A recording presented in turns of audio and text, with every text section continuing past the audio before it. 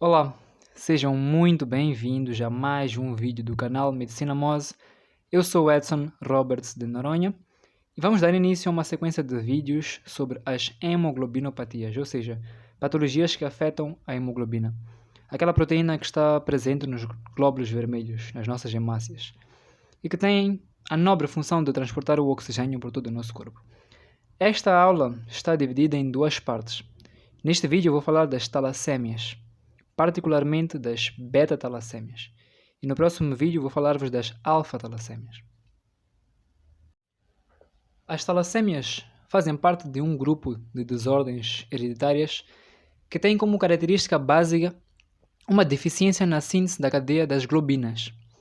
Elas têm um espectro clínico amplo de apresentação, que varia desde indivíduos que não apresentam nenhum sintoma até crianças com anemia grave, deformidades ósseas e destruição acelerada das hemácias.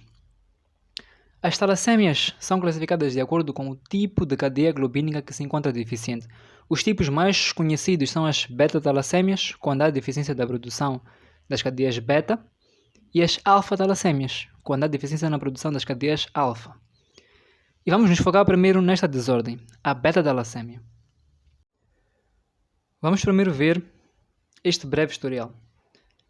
As talassemias, até 1925, não eram reconhecidas, quando Thomas Benton Cooley, um pediatra e hematologista de Detroit, que é uma das cidades mais populosas, se não a mais populosa e famosa do estado de Michigan, nos Estados Unidos, que descreveu uma síndrome em uma criança que era descendente de italianos.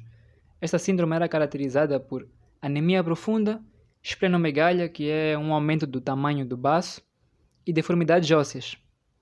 E desde essa época até os dias de hoje, estas hemoglobinopatias, as talassemias, foram cada vez mais estudadas e o seu reconhecimento, tanto pelo médico de clínica geral quanto pelo especialista pediatra, é de fundamental importância para o tratamento precoce das formas graves, para poder fazer um aconselhamento genético de casais que queiram ter filhos, para identificar até os indivíduos com as formas mais leves, que geralmente se manifestam apenas por achados laboratoriais.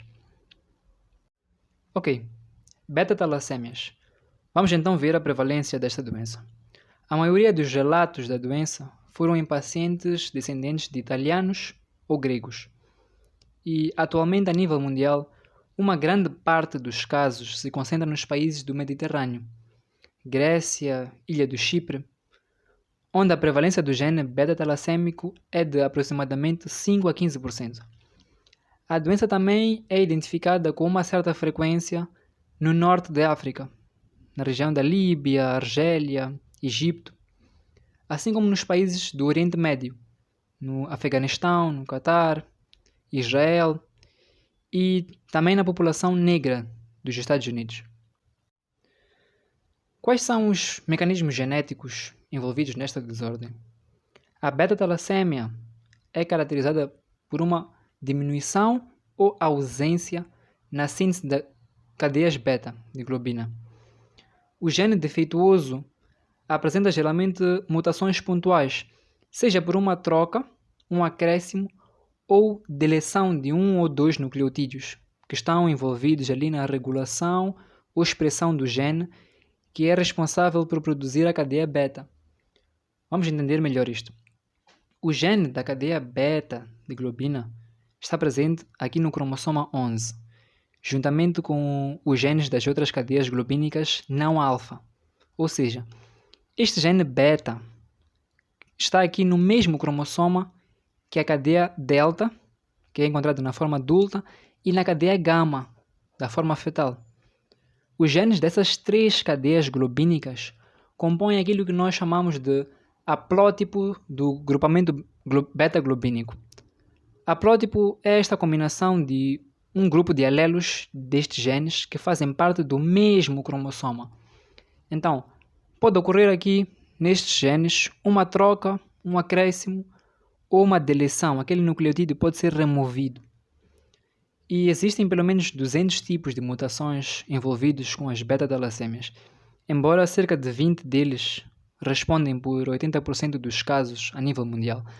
Mas não vem ao acaso agora sabermos a nomenclatura de cada um dessas 200 mutações. Aliás, de nenhuma delas. Mas é importante termos em mente que cada etnia, por exemplo, os que vêm do Mediterrâneo, possuem apenas algumas dessas mutações, umas 3 ou 4. E essas diversas mutações só podem determinar 2 tipos de genes beta-talassêmicos. Um gene totalmente incapaz de produzir cadeia beta, que representamos por gene beta 0. Um gene que produz uma pequena quantidade de cadeia beta, mas inferior à quantidade normal, que representamos por gene beta+. Ainda dentro do gene beta+, existem subtipos que produzem mais ou menos cadeia beta. Por exemplo, o gene beta+, do Mediterrâneo, produz menos cadeia beta do que o gene beta+ africano. Então, os genótipos possíveis de encontrar são beta normal, que corresponde ao indivíduo normal, beta 0 e beta+, que é um genótipo homozigótico, beta 0, beta normal e beta+, beta normal, que é um genótipo heterozigótico, beta 0 e beta+, que é um genótipo duplo heterozigótico. Então, vejamos o que acontece. Em um extremo, os homozigóticos para o genótipo beta 0 não produz absolutamente nenhuma cadeia beta. E os duplos heterozigóticos com o genótipo beta 0 produzem muito pouco cadeia beta. Esse paciente, então, vai desenvolver a beta-talassemia major, também conhecida como anemia de Cooley, que é um quadro extremamente grave e letal. Esse paciente depende de hipertransfusão para poder sobreviver. É considerado o fenótipo mais grave da doença. No extremo oposto, os heterozigóticos para o genótipo beta 0 e beta normal e beta+, beta normal, apresentam a chamada beta-talassemia minor, ou traço talassêmico. Um gene, por exemplo, o gene paterno, produz cadeia beta normalmente, enquanto o outro, por exemplo, o gene materno, produz menos essa cadeia beta. Esses indivíduos são totalmente assintomáticos, embora tenham típicas alterações nos índices hematométricos do hemograma. Depois temos os homozigóticos com o genótipo beta+, que costumam dar origem à beta-talassemia intermédia, um quadro moderadamente grave de talassemia, mas não depende de hipertransfusão como a beta-talassemia major. É raro, mas o genótipo heterozigótico beta 0, beta normal, pode também cursar com uma espécie de beta-talassemia intermédia, mas é uma beta-talassemia intermédia mais leve. Da mesma forma que o genótipo homozigótico beta+, também pode se apresentar como uma beta-talassemia major, mas é uma beta-talassemia major menos grave, especialmente se este gene beta+ for do tipo mediterrâneo. No geral, a gravidade da anemia e do quadro clínico é dependente da quantidade total de cadeia beta produzida pelos dois alelos, tanto paterno como materno. Se estamos a produzir pouca cadeia beta, mais grave será o quadro clínico. Então, vejam este esquema bem interessante. Se um indivíduo com traço talassêmico, ele tem o gene beta+, e resolve ter filhos com um indivíduo com o gene beta normal, existe 50% de chances de terem filhos normais e 50% de chances de terem filhos com beta-talassemia minor, com um traço talassêmico. Se dois indivíduos com beta-talassemia minor tiverem filhos, a chance de terem um filho com beta-talassemia major ou beta-talassemia intermédia é de aproximadamente 25%. O risco de beta-talassemia major está presente se ambos os pais forem heterozigóticos para o gene beta 0 ou se um dos pais tiver o gene beta 0 e o outro tiver o gene beta+. O risco de beta-talassemia intermédia ao invés da beta-talassemia major geralmente ocorre quando ambos os pais têm o gene beta+. O risco do casal com beta-talassemia minor, com o traço talassêmico, ter filhos genotipicamente normais também é de 25%. E o risco do casal com beta-talassemia minor ter filhos também com um traço talassêmico, ter filhos com beta-talassemia minor, é de aproximadamente 50%. Para entenderem melhor esse esquema, voltem um pouco o vídeo, vejam com calma os mecanismos genéticos e vão perceber que não é difícil. Fisiopatologia. O que acontece quando a cadeia beta está em quantidade reduzida ou ausente nas células eritroides? Primeiro, há uma redução da síntese de hemoglobina. Isso leva a uma microcitose, as hemácias ficam pequenas. E hipocromia, as hemácias ficam pálidas. Então, este indivíduo desenvolve uma anemia.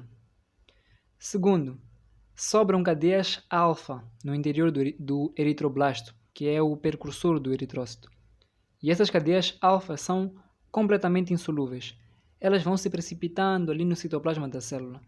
E o seu efeito tóxico leva a uma destruição dos eritroblastos na própria medula óssea, que é um processo que nós chamamos de eritropoese ineficaz.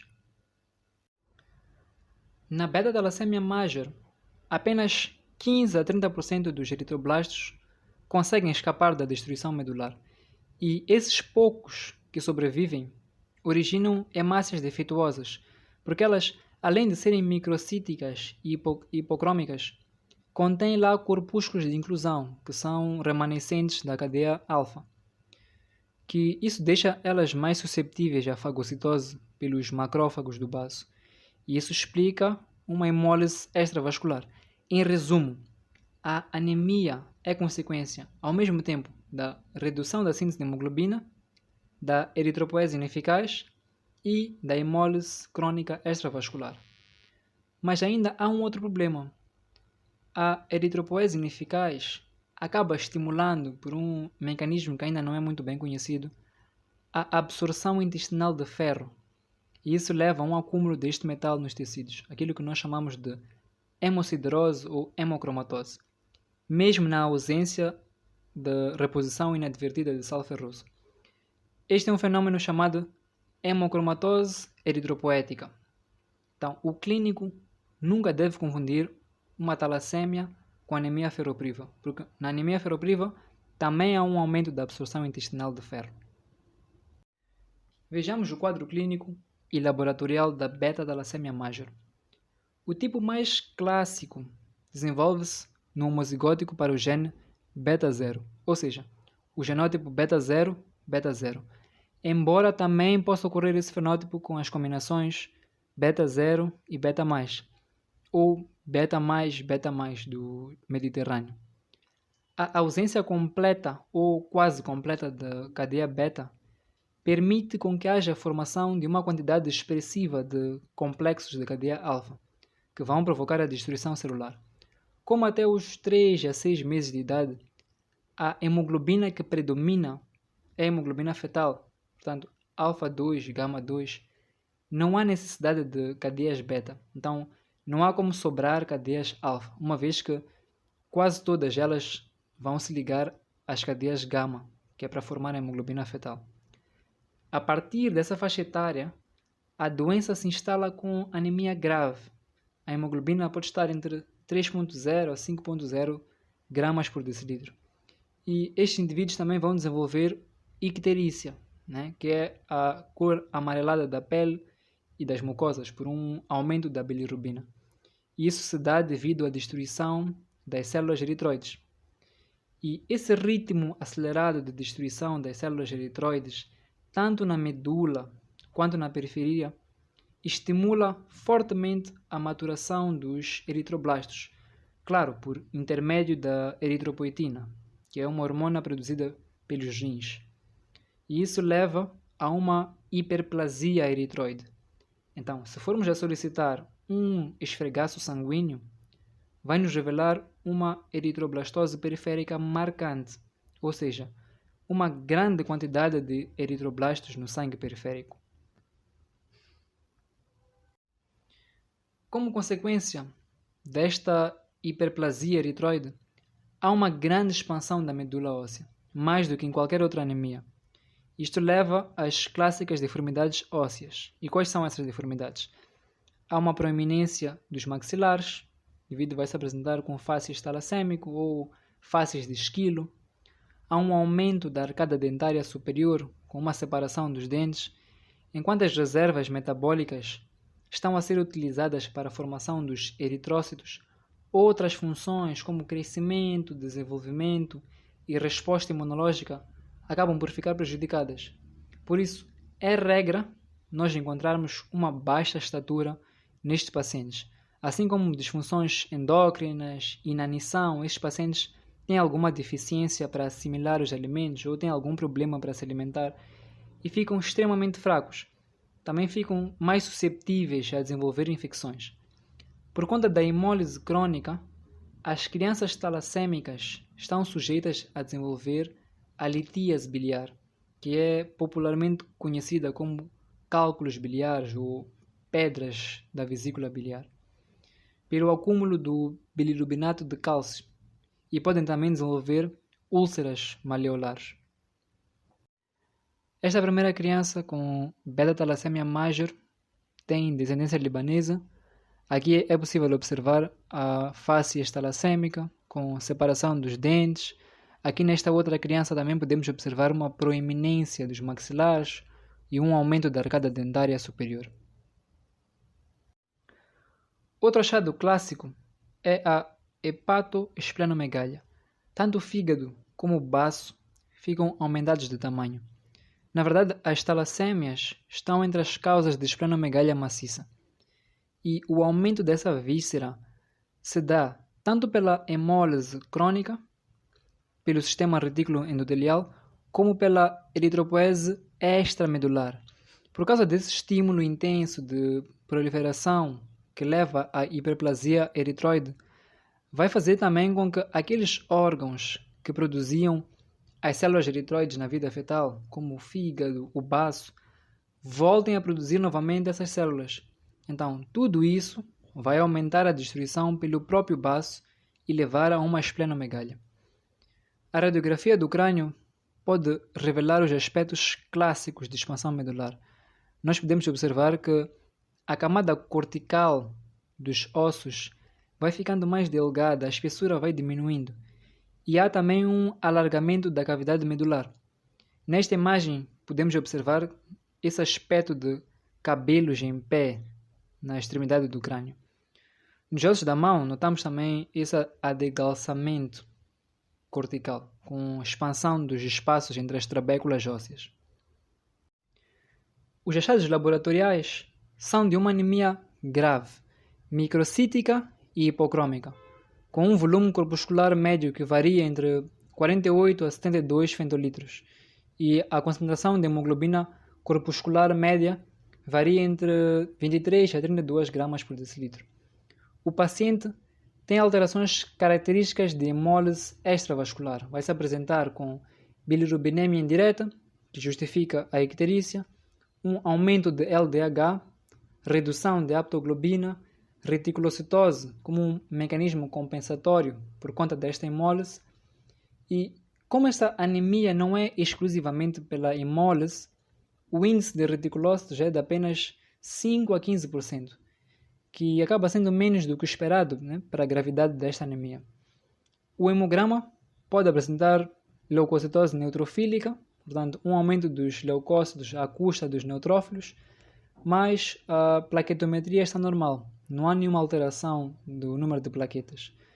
O esfregaço do sangue periférico é bastante rico, há uma intensa anisopoiquilocitose, que é uma alteração tanto do tamanho como das formas dos eritrócitos, com um predomínio de hemácias microcíticas hipocrômicas e de hemácias em alvo, que são chamadas de leptócitos.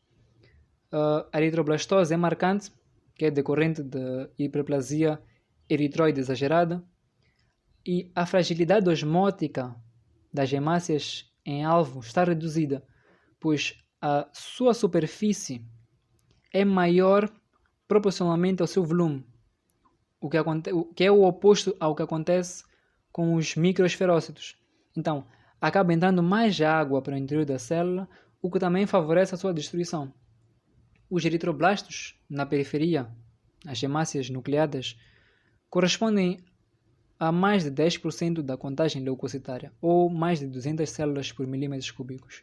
Então, qualquer hematologista ficaria surpreso com uma contagem extremamente alta de reticulócitos, cerca de 50.000 a 100.000 células por milímetros cúbicos. E a hematoscopia também pode revelar hemácias com um pontilhado basofílico, assim como aparece na anemia sideroblástica. Na anemia sideroblástica há um acúmulo de ferro à volta das hemácias, em forma de um anel. E também acontece algo semelhante no saturnismo. Saturnismo é quando o indivíduo sofre uma intoxicação por chumbo. Beta-talassemia intermédia. Estes indivíduos apresentam-se com um quadro clínico mais brando em relação ao que foi descrito para a anemia de Cooley, porque estes pacientes possuem uma produção intermédia de cadeia beta pelos seus eritroblastos. Frequentemente, o diagnóstico é feito na adolescência ou na fase adulta.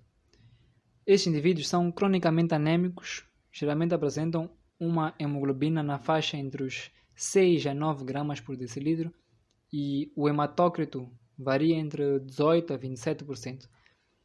Estes pacientes também costumam apresentar-se com aquelas deformidades ósseas características, para além de apresentar também icterícia intermitente, episódios de litíase biliar recorrentes, esplenomegalia moderada, mas aqui, geralmente o crescimento, desenvolvimento e fertilidade estão preservados. A absorção de ferro intestinal também está aumentada 3 a 10 vezes em relação ao normal, por um mecanismo semelhante ao da talassemia major. Os sinais e sintomas da hemosiderose só aparecem por volta dos 30 anos, a não ser quando é prescrito sulfato ferroso de forma inadvertida ao paciente, quando o médico julga tratar-se de uma anemia ferropriva. Neste caso, o acúmulo de ferro é bastante acelerado, causada pelo próprio médico, uma iatrogenia, quando o paciente desenvolve uma doença ou algum problema que foi provocado pelo próprio médico. Os achados dos índices hematimétricos e da hematoscopia do sangue periférico são idênticos aos da beta-talassemia major. O que diferencia mesmo é o grau de anemia. Em relação à talassemia minor, ou traço talassêmico, a principal importância da talassemia minor na prática médica é o seu reconhecimento como sendo uma entidade benigna. Estes pacientes são heterozigóticos para o gene beta+, o genótipo beta+, beta normal, ou para o gene beta 0, com genótipo beta 0, beta normal. Estes pacientes são assintomáticos e este problema acaba por ser descoberto de uma forma acidental no hemograma, durante um exame de rotina. Alguns possuem uma anemia discreta, uma hemoglobina maior que 10 gramas por decilitro, outros nem se apresentam com anemia. Os grandes marcadores desta entidade são a microcitose e a hipocromia. Apresentam geralmente um volume corpuscular médio que varia entre 60 a 75 fentolitros e uma hemoglobina corpuscular média que varia entre 18 a 21 picogramas. O sangue periférico também contém hemácias em alvo e pontilhado basofílico. Diagnóstico. O exame padrão ouro para diagnóstico das beta-talassemias, e se calhar o único capaz de confirmá-las, é a eletroforese de hemoglobina. Este exame vai quantificar de forma proporcional os tipos de hemoglobina que estão presentes no homogeneizado de hemácias do paciente. O normal de um adulto é 97% de hemoglobina A1, 2% de hemoglobina A2 e 1% de hemoglobina fetal, ou seja, ele tem mais hemoglobina A1 em relação aos outros dois tipos. Nas beta-talassêmias, como há menos cadeia beta, ou simplesmente não há cadeia beta, as hemoglobinas formadas por outras cadeias não alfa acabam por se sobressair, como a hemoglobina A2 e a hemoglobina fetal. Os valores de hemoglobina A2 ficam entre 3,5% a 8%. O percentual de hemoglobina fetal depende muito do grau de deficiência da cadeia beta. Na forma major, esse percentual pode ultrapassar 90%, enquanto que na forma minor pode ser normal ou levemente elevado. Tratamento. Estes pacientes, principalmente os com anemia de Cooley, devem evitar contacto com indivíduos com doenças transmissíveis, pois as suas funções imunológicas estão prejudicadas. Ele deve também manter bons hábitos de higiene e uma dieta saudável, manter sempre as mãos higienizadas, alimentar-se com frutas, vegetais e outros alimentos nutritivos, de modo a melhorar a sua imunidade. O tratamento da anemia da beta-talassemia major baseia-se numa hipertransfusão crônica. Essa terapia controla aquela hiperplasia eritroide desordenada, porque vai retirar o estímulo anêmico para aquela produção renal de eritropoetina. Então, o corpo já não vai produzir tanta eritropoetina para compensar aquela anemia. Apesar disso, estamos a fornecer hemácias com hemoglobina normal, aquela hemoglobina A2 ao paciente, justamente aquilo que está em falta neste paciente. A hipertransfusão é feita na dose de 5 a 10 ml por quilograma e é feito a cada 3 a 5 semanas. Isto com o objetivo de manter a hemoglobina média em 12 gramas por decilitro. Para reduzir ou evitar as reações hemolíticas, aquela aloimunização, evitar que o corpo produza anticorpos contra antígenos não próprios e evitar também quadros febris, o banco de sangue deve dar preferência a sangue de doadores da mesma etnia, se houver essa possibilidade, além de usar hemácias leucodepletadas, que são hemácias cujos leucócitos são separados. Haverá uma separação das hemácias e dos leucócitos através de um filtro específico. Com esse tratamento, as crianças recuperam o crescimento e desenvolvimento, reduzem o risco de infecções e controlam também a hepatosplenomegalia, ou seja, de um modo geral, melhora a qualidade de vida, permite um crescimento adequado dessas crianças e reduz a mortalidade, pelo menos até os 15, 17 anos de idade. Elas chegam à adolescência sem muitos problemas. O maior problema passa a ser a hemocromatose secundária à transfusão. E lembrem-se que o paciente já havia acumulado ferro por um aumento da absorção intestinal, aquela hemocromatose eritropoética. E esse ferro se acumula em diversos órgãos e tecidos e pode até provocar a morte celular e uma disfunção orgânica. Os órgãos mais afetados são o fígado, o sistema endócrino, a pele, o coração. O quadro clínico é marcado por um agravamento da hepatosplenomegalia, uma coloração bronzeada da pele, um hipogonadismo, diabetes mellitus, insuficiência cardíaca congestiva, refratária. O paciente acaba por falecer por uma arritmia cardíaca ou falência cardíaca, ainda numa idade muito jovem. Mas, se iniciarmos uma terapia precoce com quelantes de ferro, a sobrevida pode chegar até os 31 anos de idade. A terapia com quelantes de ferro parenteral pode ser feita com deferoxamina. A via de administração é subcutânea. Faz-se uma infusão em 12 horas por meio de um dispositivo próprio, com uma dose que varia de 1,5 a 2,5 gramas por decilitro, 5 vezes por semana. E atualmente tem-se preferido um novo quelante de ferro, o Deferazirox, cerca de 20 a 30 mg por quilograma por dia, que pode ser feito pela via oral e tem os mesmos benefícios. A avaliação da sobrecarga de ferro e a resposta terapêutica aos quelantes deve ser feita através da dosagem seriada de ferro sérico, saturação de transferrina e quantificação do ferro no parênquima hepático através de uma biópsia hepática ou através de uma ressonância magnética. A ferritina sérica deve permanecer menor que 1000 nanogramas por mililitro e os efeitos adversos do tratamento incluem algumas alterações visuais, tinido, que é um barulho ou zumbido no ouvido, e disfunção renal, mas esses efeitos podem ser reversíveis com a suspensão dos quelantes. Também deve-se fazer reposição de ácido fólico 1 mg por dia de forma rotineira. Tem também o tratamento cirúrgico, que envolve a remoção do baço. A esplenectomia é recomendável sempre que as necessidades de transfusão aumentarem mais de 50% em um ano ou ultrapassarem 200 ml por quilograma por ano. Toda criança que é candidata à esplenectomia deve ter pelo menos 6 a 7 anos de idade e deve ser imunizada antes da cirurgia para pneumococos, hemófilo do tipo B e meningococos. Temos também outra modalidade terapêutica que é o transplante halogênico de medula óssea, de células-tronco.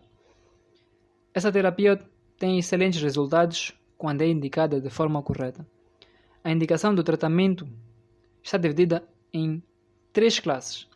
A classe 1 são crianças que não têm hepatomegália nem fibrose periportal.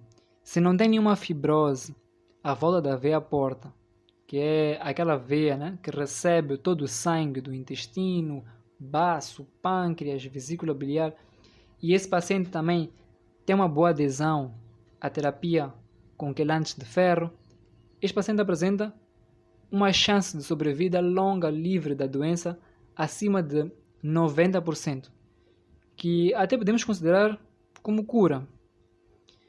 Classe 2. Aqueles que apresentam hepatomegália ou fibrose periportal. Essa taxa vai cair para 80%. Classe 3. São aqueles pacientes que têm hepatomegália e fibrose periportal. Então, a chance passa a ser inferior a 50%. Nestes casos, o transplante não é indicado. Os pacientes com beta-talassemia intermédia devem ser acompanhados para uma avaliação contínua dos seus sintomas, deve-se avaliar a função cardíaca e sinais de sobrecarga de ferro. A reposição de ácido fólico 1 mg por dia também está indicado e, mesmo sem transfusões, muitos pacientes evoluem com hemocromatose por um aumento da absorção intestinal do ferro. As hemotransfusões estão indicadas para aqueles pacientes sintomáticos e para aqueles que têm algum sinal de insuficiência cardíaca. A terapia com quelantes de ferro está indicada apenas quando a ferritina sérica é superior a 1000 nanogramas por mililitro. Pode-se dar um quelante oral como a deferiprona ou a deferoxamina. A talassemia minor não exige nenhum tratamento, apenas uma orientação e um aconselhamento genético. Se for possível, deve-se estudar as mutações do casal para saber se o tipo de gene é beta 0 ou beta+, e se há chances do filho ter talassemia major ou talassemia minor. E é isto que eu tinha para vocês. Agradeço por terem assistido o vídeo até o final e se gostaram do vídeo, por favor partilhem com os vossos amigos e colegas e caso tenham alguma dúvida podem deixar aqui embaixo nos comentários. Deixem também as vossas sugestões de temas que gostariam que eu trouxesse aqui para o canal e não se esqueçam de se subscrever no canal, deixar o vosso like e clicar no sino de notificações para ficarem atualizados das novidades que trago aqui para o canal. E nos vemos no próximo vídeo.